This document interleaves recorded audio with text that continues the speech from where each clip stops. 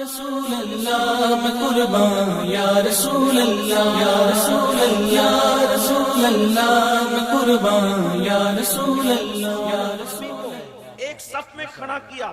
اسلامی ایک مذہب ہے جس نے بادشاہ اور غلام کو ایک صف میں کھڑا کیا۔ اسلامی وہ مذہب ہے جس نے مشرقی اور مغربی کا فرق مٹایا۔ اسلامی وہ مذہب ہے جس نے خطے اور قبیلے کا فرق مٹایا۔ اسلامی وہ مذہب ہے اللہ اکبر کہ گھر کے آدمی کو اس کے برے عمل کی وجہ سے لیسا من اہلک کہہ کر کے باہر کیا جاتا ہے، اور کسی کے عشق کی وجہ سے سلمان میری اہل بیت سے ہے کا حکم جاری کیا جاتا ہے۔ لیکن اللہ اکبر وہ مذہب جو کالے اور گورے کے فرق کو نہیں مانتا، جو عربی اور عجمی کے فرق کو نہیں مانتا، اللہ اکبر جو بادشاہ اور غلام کی تفریق کو ختم کرنا چاہتا ہے، وہ مذہب اب تفریق کرنے پر آیا ہے۔ تو کس طریقے سے تفریق کی جا رہی ہے؟ اللہ ارشاد فرماتا ہے هل يستوي الذين يعلمون والذين لا يعلمون، تم سب برابر ہو، لیکن اللہ فرما رہا ہے کہ علم والے اور بغیر علم والے دونوں برابر نہیں ہیں۔ اسلام نے فرق کر دیا، علم والوں کا مقام اور ہے، ان پڑھ اور جاہلوں کی حیثیت اور ہے۔ اللہ اکبر، اس سے پتا چلا اسلام میں علم کی اہمیت کیا ہے۔ میرے آقا صلی اللہ علیہ وآلہ وسلم کے دیوانوں، اگر مسلمان آج بھی قوموں کی امامت چاہتے ہیں، اگر مسلمان آج بھی اپنا کھویا ہوا وقار چاہتے ہیں، آج بھی اگر مسلمان عزت و آبرو کے ساتھ دنیا میں زندگی گزارنا چاہتے ہیں، تو مسلمانوں کو چاہیے کہ وہ علم کی طرف پیش رفت کریں، علم کی طرف آگے بڑھیں۔ علم وہ ہے جو آدم کو مسجود ملائکہ بناتا ہے، علم وہ ہے جو حضرت یوسف علیہ السلام کو مصر کے قید خانے سے نکال کر مصر کا تخت و تاج عطا کرتا ہے، علم وہ ہے جو حضرت سلیمان علیہ السلام کو بادشاہ بناتا ہے۔ اللہ اکبر، علم وہ ہے اللہ کہ موسیٰ جیسے پیغمبر سفر کر کے حضرت خضر کے پاس جاتے ہوئے نظر آتے ہیں۔ آپ اندازہ تو فرمائے علم کی شان یہ ہے، لیکن بڑی معذرت کے ساتھ آج مسلمانوں کا حال یہ ہو گیا، علم سے کوسوں دور ہو گئے۔ اللہ کے رسول علیہ السلام نے 23 سال کی قلیل مدت کے اندر جو انقلاب برپا کیا تھا وہ خالص تعلیمی انقلاب تھا۔ میرے بھائیو، آؤ علم کی طرف توجہ کریں۔ آج مسلمان کہتے ہیں مولانا ہمارے پاس پیسے نہیں ہیں، ہم غربت کی چکی میں پس رہے ہیں، ہم کس طریقے سے بچوں کو پڑھائیں؟ اور پھر لوگ کہتے ہیں اگر بچوں کو تعلیم بھی دیں، بچوں کو پڑھائیں بھی، تو پھر بچوں کو نوکری نہیں ملتی، تو ہم کس طریقے سے پڑھائیں؟ تو یاد رکھیے، ہم اپنے بچوں کو نوکری دینے کے لیے نہیں پڑھاتے، بلکہ ہم اپنے بچوں کو اچھا انسان بنانے کے لیے پڑھاتے ہیں۔ یاد رکھنا، پڑھے لکھے کی گفتگو میں اور ان پڑھ کی گفتگو میں زمین اور آسمان کا فرق ہے۔ پڑھے لکھے کے کھانے کے انداز میں اور ان پڑھ کے کھانے کے انداز میں زمین اور آسمان کا فرق ہے۔ اللہ اکبر، پڑھے لکھے کے تجارت کرنے میں اور ان پڑھ کے تجارت کرنے میں زمین اور آسمان کا فرق ہے۔ آئیے میں آپ کو بتاؤں، ہم نے اچھا انسان بننا ہے اور اپنے بچوں کو اچھا انسان بنانا ہے۔ ایک بات آپ کو بتاؤں، دیکھو میں پڑھے لکھے اور ان پڑھ کی تجارت کا فرق بتاتا ہوں۔ اللہ اکبر، آئیے بغداد کی سرزمین پر چلتے ہیں۔ بغداد کی زمین پر ایک تاجر ہے، وہ مال تجارت لے کر، کپڑے کا بہت بڑا تاجر ہے۔ ایک بڑھیا آتی ہے اور آنے کے بعد اس تاجر سے کہتی ہے تاجر صاحب توجہ کرنا اور بہت توجہ کرنا۔ وہ تاجر کے پاس بڑھیا آتی ہے اور آ کر کے کیا کہتی ہے، تاجر صاحب ایمانداری سے کہنا کہ یہ طاقہ جو مجھے پسند آیا ہے وہ جتنے میں آپ کو پڑا ہے اتنے میں ہی آپ مجھے اس کو بیچ دیں۔ جملے پہ توجہ کریں۔ بڑھیا آ کر، عورتیں تو ایسی بات کرتی ہے، بڑھیا آ کر کہتی ہے تاجر صاحب یہ ایمانداری کی بات ہے، ایمان سے کہنا، ایمان کی بات ہے، جتنے میں طاقہ پڑا ہے اتنے میں یہ طاقہ مجھے دے دینا۔ اس تاجر نے کہا بڑی اماں یہ طاقہ 4 درہم میں اپنے گھر لے جاؤ۔ بڑی بی کو غصہ آیا اور اس نے کہا نہیں دینا ہے تو نہ دیں، لیکن یہ مذاق کیوں اڑاتے ہیں؟ کیا 4 درہم میں بھی کپڑے کا پورا طاقہ مل جاتا ہے؟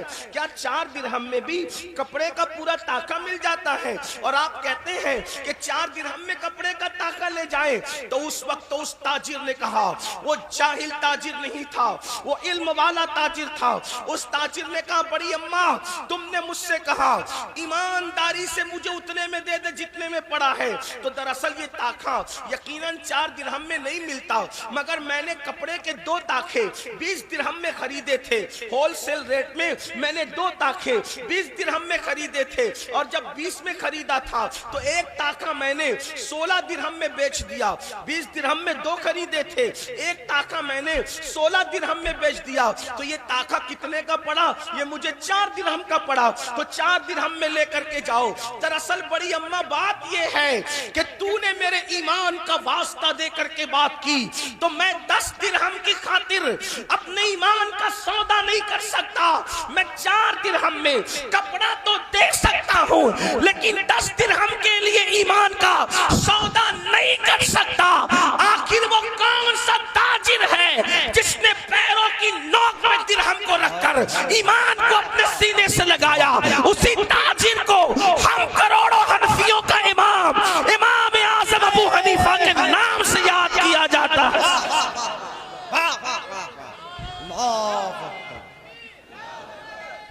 یہ ایک پڑھے لکھے کی تجارت ہے. اور آج کا مسلمان 250 روپے کی چپل بیچنے کے لیے اللہ کی جھوٹی قسم کھا رہا ہے. آج کا مسلمان 20 روپے کی سبزی بیچنے کے لیے اللہ کی جھوٹی قسم کھا رہا ہے. آج کا مسلمان دودھ میں پانی ملا کر کے بیچ رہا ہے. آپ سے پوچھنا چاہتا ہوں یہ جہالت کی وادیوں کی بات ہے. ابھی سید صاحب فرما رہے تھے ماں باپ کے حقوق کے بارے میں. اگر ماں باپ کا حق ادا نہیں ہو رہا ہے، ہمارے پاس علم نہیں ہے اسی وجہ سے. بیویوں کا حق ادا نہیں ہو رہا ہے، علم نہیں ہے اس وجہ سے. پیر کا حق ادا نہیں ہو رہا ہے، علم نہیں ہے اس وجہ سے. علماء کی تعظیم نہیں ہو رہی ہے، علم نہیں ہے اس وجہ سے. بچوں کے حقوق ادا نہیں ہو رہے، علم نہیں ہے اس وجہ سے. پڑوسیوں کے حق ادا نہیں ہو رہے، علم نہیں ہے اس وجہ سے. حتیٰ کہ آج مسلمان صحیح طور پہ نماز بھی نہیں پڑھ پا رہا ہے. وجہ یہ ہے اس کے پاس علم نہیں ہے. آؤ علم کی طرف پیش رفت کریں، آؤ علم کی طرف بڑھیں. خود بھی پڑھو، اپنے بچوں کو بھی پڑھاؤ. یاد رکھنا ڈاکٹر بنو، ڈاکٹر بناؤ، آئی ایس بنو، آئی ایس بناؤ، آئی پی ایس بناؤ، ٹیچر بناؤ، انجینئر بناؤ، سب بناؤ. لیکن سب کی کتاب پڑھانے سے پہلے اپنے بچوں کو اپنے رب کی کتاب پڑھاؤ. اس لیے کہ کسی کی بھی کتاب پڑھا کر آپ اپنے بچے کو وہ مقام نہیں دلا سکتے جب تک کہ آپ اپنے رب کی کتاب نہ پڑھائیں. علم دین ضروری ہے، علم دین لازمی ہے. میرے آقا علیہ السلام کے پیارے دیوانوں، آج لوگ ایصال ثواب کے نام پر، ثواب کے نام پر، نیکی کے نام پر کبھی کھانا کھلاتے ہیں، پانی پلاتے ہیں، شربت پلاتے ہیں، نیاز کھلاتے ہیں. سب کرتے ہو، کرتے رہو، میں منع نہیں کرتا. لیکن میں مسلمانوں کو ایک مشورہ دیتا ہوں، کھلانے پلانے پہ جتنا پیسہ خرچ کرتے ہو ایصال ثواب کے نام پہ، ایصال ثواب کے نام پہ وہ پیسہ آپ تعلیم پہ خرچ کریں. بے شک اچھا پیغام ماشاءاللہ. اپنے ابا کے ایصال ثواب کے نام پر کسی بھی بچے کی، غریب بچے کی جو پیچھے ہٹ رہا ہو پڑھنے سے، تو اس کی اسکول کی فیس بھر دو. بے شک مدرسے میں کوئی بچہ کمزور پڑھ رہا ہو پیسے کے معاملے کو لے کر اس کی فیس بھر دو، اس کو کتابیں دلا دو، کاپیاں دلا دو. اب یہاں بھی کچھ لوگ کہیں گے کہ یہ لوگ تو مولویوں کی محفل ہے تو یہ بات کریں. میں بات مولویوں کی نہیں کر رہا ہوں. اور ایک بات یاد رکھنا، مولوی کی بات کیے بغیر تو دین کی بات ہو بھی نہیں سکتی. حق ہے. واہ واہ. یہ اور بات ہے کہ لوگوں کو مولوی سے چڑھے، لیکن بظاہر لوگ جس کو مولوی نہیں کہتے، میں اس کی بات کر رہا ہوں، بظاہر کہہ رہا ہوں. آئیے میں اپنے مرشد حضور تاریخ السلطنت سیدنا مخدوم اشرف جہانگیر سمنانی کے ملفوظات میں سے ایک ملفوظ پڑھوں، آپ کو پتہ چلے کہ تعلیم کے نام پہ خرچ کرنے میں ثواب کیا ہے. آج میری قوم سے آپ کسی بھی نام پہ مانگو وہ دے گی، تعلیم کے نام پہ مانگو گے تو نہیں دے گی. علم کے نام پہ ذوق نہیں خرچہ کرنے کا.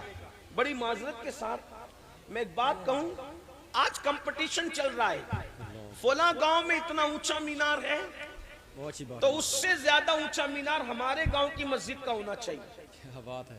2-2 کروڑ کے سچائی ہے اونچے ویسے. اونچے مینار بن رہے ہیں, 2-2 کروڑ سچائی ہے کے. سچائی ہے بے شک. میں آپ سے کہنا چاہتا ہوں, جس مسجد میں مسلمان ہفتے میں 1 مرتبہ صرف 2 رکعت جمعہ کی پڑھنے کے لیے آتے ہیں, اس مسجد کو اتنے اونچے مینار کی ضرورت کیا ہے کیا بات ہے. کہ آپ 2 کروڑ کا مینار بنائیں.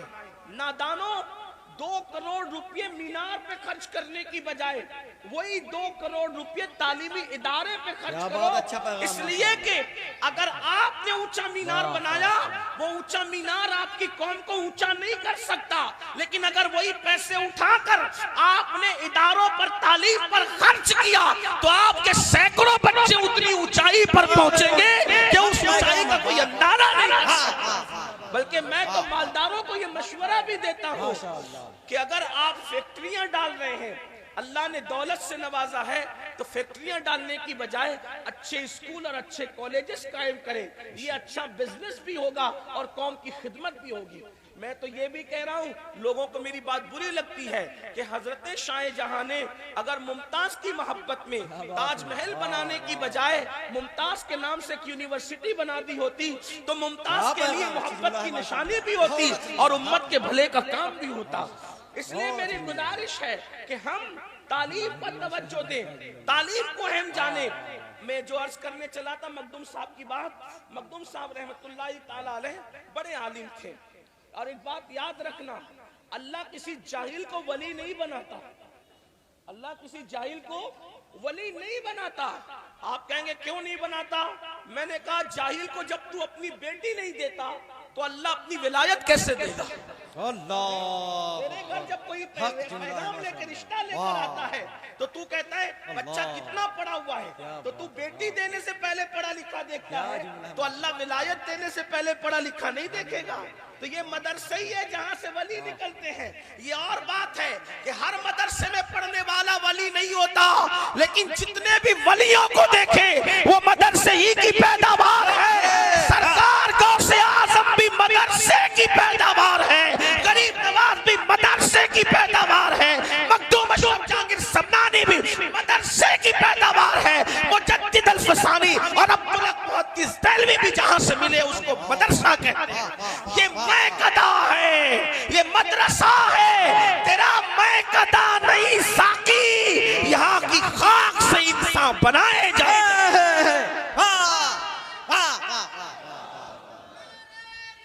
یا رسول اللہ صلی اللہ علیہ وسلم زندہ باز. تو مخدوم صاحب قرأت سبا کے حافظ تھے, 7 قرأتوں پر حافظ قرآن تھے, اور اپنے وقت کے بڑے عظیم عالم بھی تھے, محقق بھی تھے, مناظر بھی تھے, اور صاحب تصنیف بزرگ بھی ہیں.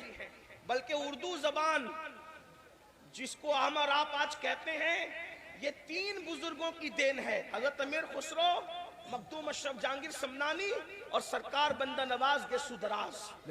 یہ اردو زبان.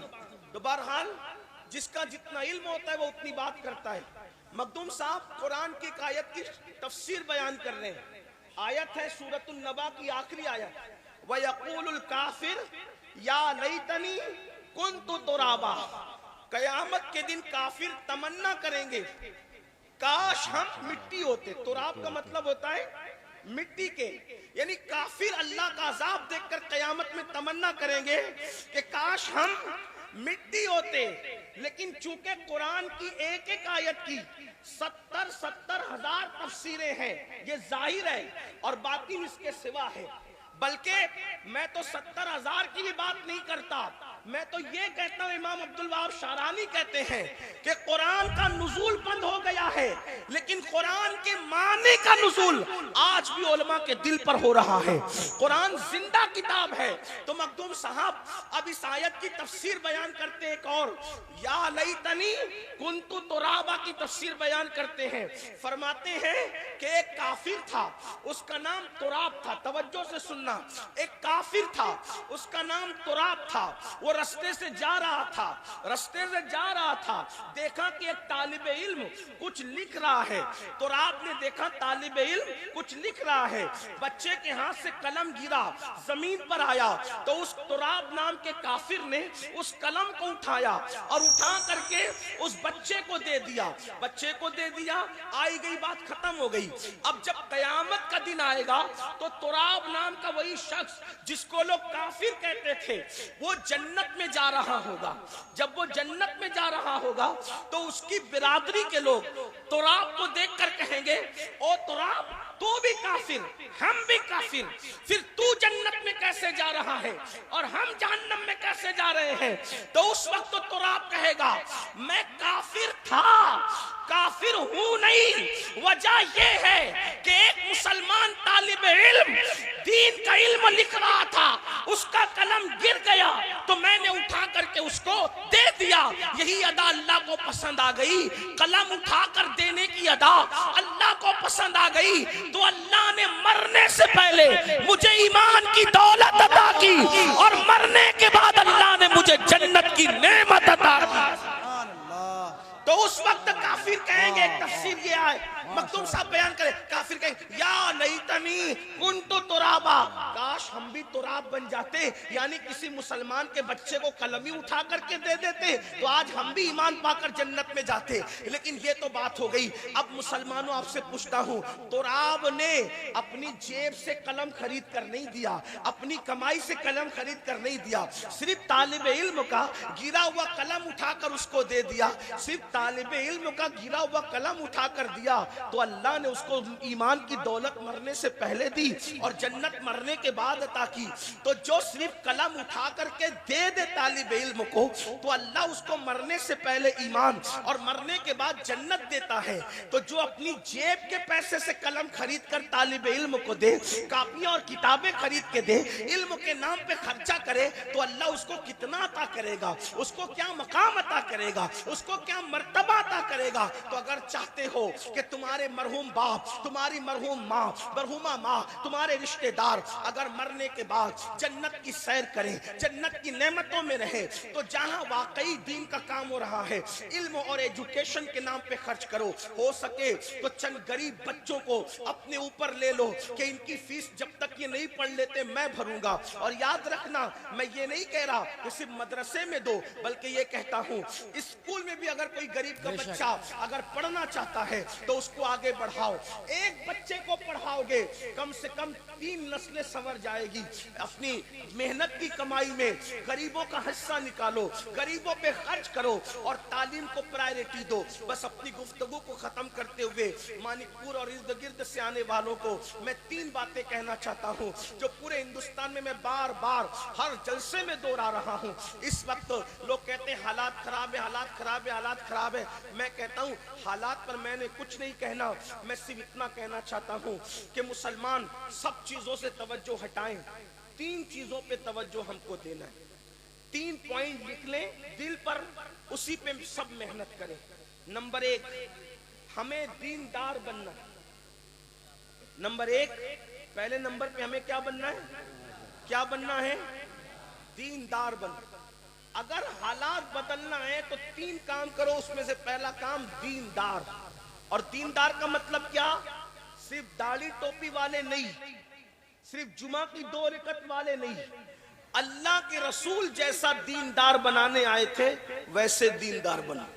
اور وہ دیندار کیسا, جس کی زبان پہ جھوٹ نہ ہو, جس کی زبان پہ گالی نہ ہو, جس کے دل میں کسی مسلمان کے لیے بغض نہ ہو, آپس میں لڑائی جھگڑا نہ ہو, پڑوسیوں کی حق تلفی نہ ہو, درد مند دل ہو, درد مند دل. حتیٰ کہ کتے اور بکری پر بھی ظلم نہ کرو, حتیٰ کہ مرغی اور پسو کی بھی حق تلفی نہ کرو. ایسے مسلمان بنو. رستے سے تکلیف دینے والی چیز کو دیکھو تو ہٹا دو, ایسے مسلمان بنو. رستے میں رکاوٹ پیدا کرنے والے نہ بنو, رستے سے رکاوٹیں دور کرنے والے بنو. بلکہ ایک بات بتاؤں دیندار کیسے بنو. ایک شخص خواجہ نظام الدین اولیاء کے پاس آیا اور کہنے لگا حضرت میرا پڑوسی مجھے بہت ستاتا ہے, بہت تنگ کرتا ہے, بہت تکلیف پہنچاتا ہے, آپ مجھے اجازت دیں کہ میں اس کے ساتھ دشمنی کروں. توجہ کرنا مسلمانوں، سنیوں، آپس میں عاشقان رسول ایک دوسرے کو توڑنے کی بجائے ایک دوسرے کو جوڑنے کی کوشش کرو. ہمارا مذہب جوڑنے والا مذہب ہے. ایک دوسرے کو برادری کے نام پہ نہ توڑو، ایک دوسرے کو سلسلے کے نام پہ نہ توڑو، ایک دوسرے کو مدرسے والے مدرسے کے نام پہ نہ توڑو، بلکہ جوڑو. حضرت خواجہ نصیر الدین چراغ دہلوی کے پاس ان کا مرید جو ہے وہ کینچی لے کر آیا تحفے میں دینے کے لیے. آپ نے فرمایا یہ کیا ہے؟ تو مرید نے کہا حضور یہ کینچی ہے، میں لوہار ہوں، کینچی بنانا جانتا ہوں، میں نے کینچی تحفے میں لائی. تو سرکار مرشد نصیر الدین چراغ دہلوی نے فرمایا بیٹا جب تو لوہار ہے تو صرف کینچی بناتا ہے یا سوئی بھی بناتا ہے؟ کہا حضور سوئی بنانا بھی جانتا ہوں. فرمایا بیٹے ہم صوفی لوگ ہیں، اللہ والے لوگ ہیں، ہمارے پاس سوئی کی بات کیا کرو، کینچی کی بات نہ کیا کرو. کیوں؟ اس لیے کہ کینچی ایک کو دو کر دیتی ہے اور سوئی دھاگا دو کو ایک کر دیتا ہے. تو ہم لوگ صوفیہ کے ماننے والے دو کرنے والے نہیں بلکہ ایک کرنے والے لوگ ہیں. تو یہ اپنا مسئلہ کہ میرے عزیز اہل سنت و جماعت کا، جو نبی کا غدار، جو نبی کا گستاخ، اس کے لیے تو صاف اعلان ہے کسی کے خوف کے بغیر کہ دشمن احمد پہ شدت کیجئے، ملحدوں کی کیا مروت کیجئے، غیظ میں جل جائیں بے دینوں کے دل، یا رسول اللہ کی کثرت کیجئے. شرک ٹھہرے جس میں تعظیم حبیب، اس برے مذہب پہ لعنت کیجئے اور کیجئے چرچا انہی کا صبح و شام. جانے کافر پر قیامت کیجئے، لیکن اپنوں کے لیے رحماء بینہم کی تفسیر بن جاؤ، اپنوں کے لیے رحماء بینہم کا آئینہ دار بن جاؤ. تو نظام الدین اولیاء سے کہا بہت ستاتا ہے پڑوسی، بہت ستاتا ہے، آپ بھی مجھے اجازت دیں، آپ بھی مجھے. بیٹا سن لو، بیٹھ کے سن لو، پیار سے سن لو، اس سے بڑا نذرانہ کوئی. یہاں کی روایت ہے لیکن آپ میری گفتگو سن لیں اور عمل کر لیں، اس سے بڑا کوئی نذرانہ میں. کیا بات ہے، واہ واہ، زندہ باد، ماشاءاللہ. رہی بات غوث پاک مرشد کا دیا سب کچھ ہے، بس اتنا چاہتے ہیں کہ میری قوم دین پر آ جائے. میں کوئی گھمنڈ اور غرور کی وجہ سے منع نہیں کر رہا ہوں، میں صرف یہ کہ توجہ بڑھتی ہے. توجہ سے سن لیں. تو سرکار محبوب الہی کی بارگاہ میں مرید آگے کہتے ہیں حضور بہت ستا رہے پڑوسی، مجھے اجازت دے کہ میں بھی اس سے بدلہ لوں. تو آپ نے کیا فرمایا پتہ ہے؟ آپ فرماتے ہیں بیٹا کانٹوں کے مقابلے میں کانٹے نہیں بچھانا، ورنہ پوری زمین کانٹوں سے بھر جائے گی. مسلمان کو اللہ نے کانٹے بچھانے کے لیے نہیں بلکہ کانٹے اٹھانے کے لیے پیدا کیا ہے. کانٹے بچھا کر کے سکون نہیں ملتا، کانٹے اٹھانے سے دلوں کو سکون ملتا ہے. تو ایسے دیندار بنو کہ تمہارا پڑوسی بھوکا نہ سوئے. ایسے دیندار بنو کہ افطار میں رمضان شریف میں اگر تمہارے دسترخوان پہ پھل فروٹ ہو تو تمہارے پڑوسی کے دسترخوان کی بھی تمہیں فکر کرنا ہوگی. اپنی فکر کرنا چھوڑ دو، پاس پڑوس کی فکر کرو. اللہ کے رسول نے فرمایا جو پیٹ بھر کھا لے اور اس کا پڑوسی بھوکا سوئے تو وہ شخص کامل مومن نہیں ہو سکتا. اللہ کے رسول فرمائے کامل مومن نہیں ہو سکتا. ہمارے بھائی بھوکے سوتے ہیں، ہماری بہنیں پریشان ہوتی ہے اور ہم اپنی مستیوں میں مست ہے. ایسے دیندار نہیں، صرف گوشت مچھلی والے مسلمان نہیں، صرف داڑھی ٹوپی والے مسلمان نہیں، بلکہ سچے دل والے مسلمان کہ ایک اداؤں کو دیکھ کر رسول اللہ کی ادائیں یاد آ جائے. لوگ پکار اٹھے جب یہ ایسا ہے تو اس کے نبی کیسے ہوں گے. یہ ہو تو پہلی بات دیندار بنو، پہلی بات دیندار بنو. نمبر 2 مالدار بنو. غریب مت رہو، غربت کی چکی میں مت پیسو. ماشاءاللہ. کیوں؟ اس لیے کہ میرے اور تمہارے نبی نے فرمایا کہ غربت کبھی کبھی انسان کو کفر تک پہنچاتی ہے. غربت کفر تک لے جاتی ہے. اگر آپ برا نہیں مانے تو یہ بات میں سچی کہوں، آج مسلمانوں کی بیٹیاں اگر لوجوں میں بک رہی ہے غربت کا اس میں دخل ہے. اگر مسلمانوں کی بچیاں مرتد ہو کر کے ارتداد کے دروازے تک پہنچ رہی ہے، اس میں کہیں نہ کہیں غربت کو بھی دخل ہے. اگر آج بچیاں اپنی آبرو کا سودا کر رہی ہے، اگر آج لوگ مذہب و مسلک کا سودا کر رہے ہیں تو اس میں کہیں نہ کہیں غربت کو دخل ہے. آپ کہیں گے ابھی تک تو ہم نے یہی سنا تھا کہ ہمارے نبی بھی غریب تھے، صحابہ بھی غریب تھے. وہ جھوٹا ہے جو نبی کو غریب کہتا ہے، وہ دجال ہے. چال ہے جو نبی کو غریب کہتا ہے. میرے اہل سنت کے عقیدے میں یہ ہے میرے نبی سے پہلے نہ اتنا مالدار اللہ نے کسی کو پیدا کیا اور نہ میرے نبی کے بعد قیامت تک کوئی اتنا مالدار پیدا ہو سکتا ہے. لوگ کہیں گے دلیل کیا ہے؟ میں نے کہا دلیل یہ ہے کوئی ایک شہر کا مالک ہے, کوئی ایک ریاست کا مالک ہے, کوئی ایک ملک کا مالک ہے.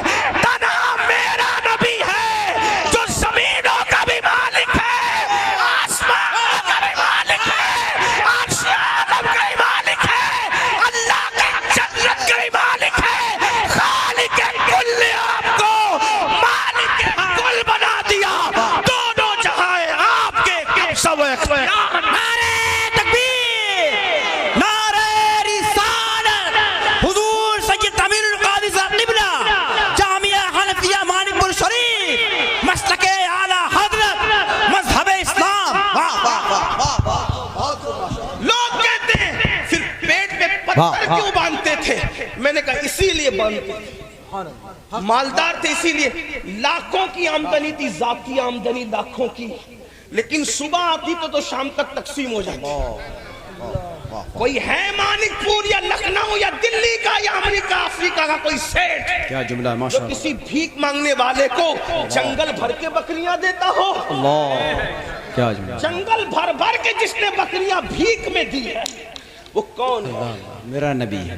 یہ میں عقیدت کی بات نہیں کر رہا ہوں, یہ حقیقت ہے. جنگل بھر بھر کے بکریاں دی, درہم کی تھیلیاں اتنی بھری کہ لوگ اٹھا نہیں پا رہے تھے. تو کہا یا رسول اللہ اتنے درہم دے دیے کہ اٹھا نہیں پا رہے ہیں. تو فرمایا جاؤ اٹھانے کے لیے میں تم کو غلام بھی عطا کرتا ہوں. سبحان اللہ. اب میرے امام اس کو یوں بیان کرتے ہیں, کہتے ہیں جو گدا دیکھو لیے جاتا ہے توڑا نور کا. توڑا کہتے ہیں تھیلے کو. کیا کہتے ہیں؟ تھیلے کو. امام بڑے مزے میں کہتے ہیں. ابھی مفتی صاحب کہہ رہے تھے اعلیٰ حضرت کی بات کیوں آتی ہے. میں نے کہا 14ویں صدی میں کسی نے ایسی بات کی ہو تو اس کو بھی بتا. وہ کہتے ہیں اعلیٰ حضرت کے بغیر آپ لوگوں کا کام نہیں چلتا. میں نے کہا نہیں چلتا, نہیں چلتا, کیونکہ کسی نے ایسی بات کی ہو تو بتاؤ. غالب اور اقبال کے دیوان دیوانے ہو رہے ہیں ادائے کے بخشش کے. کیا بات ہے. اس لیے کہیں فن بول رہا ہے کہیں عشق بول رہا ہے. کیا کہتے ہیں جو گدا. اگر آپ بھی پڑھ سکتے ہو تو آپ تو سنتے رہتے ہیں اشعار, تو میرے ساتھ مل کے پڑھے. میں قصیدہ نور پڑھتا ہوں تو میں اسی لہجے میں پڑھنا چاہتا ہوں, میں یوں پڑھ کے گزرنا نہیں چاہتا کیونکہ اس قصیدے سے مجھے ہے بڑی محبت. کہتے ہیں جو گدا دیکھو لیے جاتا ہے توڑا نور کا. جو گدا دیکھو لیے جاتا ہے توڑا نور کا.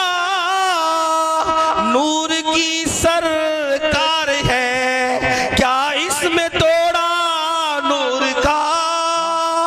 اور میں گدا تو بادشاہ بھر دے پیالہ نور کا. میں گدا تو بادشاہ بھر دے پیالہ نور کا. نور دن دونا تیرا دے ڈال صدقہ نور کا. یہ تو عنوان سے متعلق بات تھی, لیکن قصیدہ نور پڑھ رہا ہوں تو پھر یہ بھی خراج عقیدت پیش ہو جائے. اتنے سارے سادات موجود ہیں اور جب سیدہ کی بارگاہ میں خراج پیش کرتے تو یوں کہتے ہیں نور بنتے نور زوجے نور امے نور نور. سیدہ پاک کی توجہ کو اپنی طرف مبذول کرانے کے لیے سب مل کے شامل ہو جائے. نور حالانکہ میری آواز نعت خانوں جیسی نہیں ہے, یہ تو پھٹی ٹوٹی ہے نا, لیکن وہاں تو آواز نہیں, وہاں تو دل دیکھا جاتا ہے. نور بنتے نور زوجے نور امے نور نور. نور مطلق کی کنیز اللہ رے لما نور کا. ایک سینے تک مشابہ ایک وہاں سے پاؤں تک, ایک سینے تک مشابہ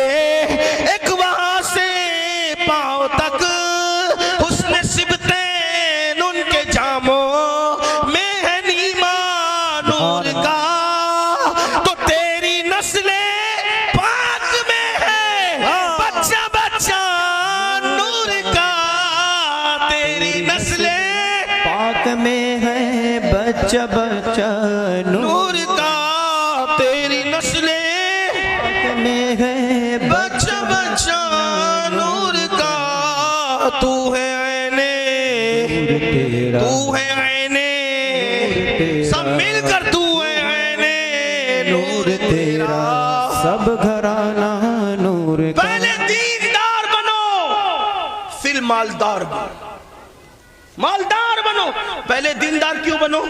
دیندار ایسے ہی بنو گے، دیندار ایسے ہی بنو گے تو فرعون کی طرح عیاشیاں کرو گے۔ اللہ اگر دیندار بننے کے بغیر مالدار بنو گے تو فرعون کی طرح عیاشیاں کرو گے، اللہ دیندار بنے بغیر مالدار بنو گے تو نمرود کی طرح گھمنڈ کرو گے، دیندار بنے بغیر مالدار بنو گے تو بخت نصر کی طرح معاذ اللہ اللہ سے بغاوت کرو گے، لیکن دیندار بن کر مالدار بنو گے تو عثمان غنی کی طرح سخاوت کرتے ہیں، عبد الرحمن ابن عوف کی طرح لوگوں کی مدد کرتے نظر آؤ گے، اور افضل البشر بعد الانبیاء بالتحقیق سیدنا صدیق اکبر کی طرح مسجدوں کے لیے زمینیں خرید کر وقف کرتے نظر آؤ گے۔ پہلے دیندار بنو پھر مالدار بنو، لیکن مالدار جوئے سے نہیں بننا، کیا بات ہے، مالدار لاٹری سے نہیں بننا، مالدار رمی اور جنگلی رمی سے نہیں بننا، مالدار محنت سے بننا، محنت سے، کیونکہ حلال دیر سے آتا ہے دیر تک رہتا ہے، حرام جلدی آتا ہے مگر رہتا نہیں۔ دیکھا حرام کوانٹیٹی میں آتا ہے، برکت نہیں ہے۔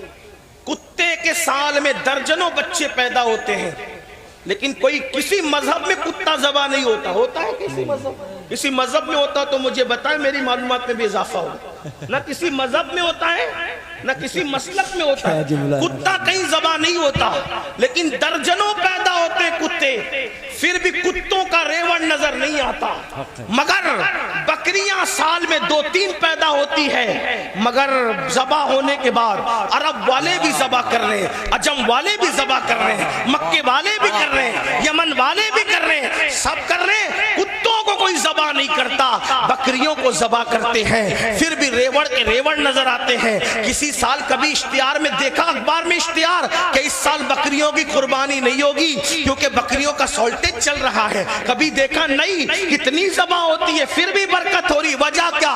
کتا ذبح نہیں ہوتا پھر بھی ریوڑ نظر نہیں آتے، اکیلے اکیلے کتے گھومتے ہیں، بکریاں ذبح ہوتی ہے پھر بھی برکت ہے، تو گویا کہ قدرت کا نقیب اعلان کر رہا ہے، اللہ نے جس کو حرام کیا اس میں برکت نہیں ہے، اور جس کو حلال کیا ہے اس میں اللہ نے برکت رکھی ہے۔